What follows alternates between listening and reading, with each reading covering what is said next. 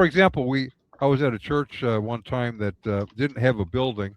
They needed a place to meet midweek, and so they had made me the head of buildings and grounds, which sounds silly because we didn't Hmm. have buildings or grounds, but that's how it was. Somebody had And to they do said that. we need a place to meet on Wednesday night. Could you find one? So I looked around, and there was a synagogue. Ron will remember this. He lived in Lombard at the time.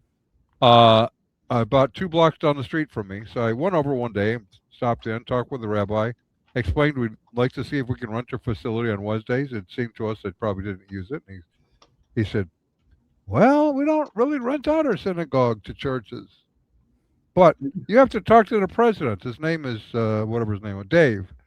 And so he gave me Dave's phone number, and I called.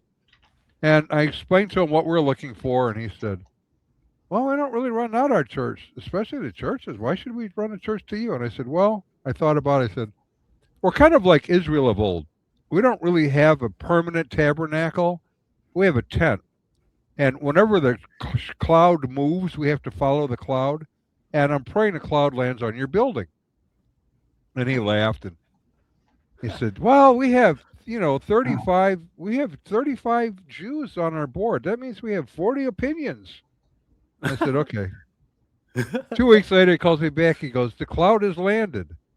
Uh, and the thing is, you can argue about ideas. You can kibitz back and forth. You can pound the table, and it's not personal. That's not the culture we live in today, and that's why Hmm. discussions like this we're having on worldviews becomes important because we have to be able to disagree agreeably, which is a hard thing for people to understand.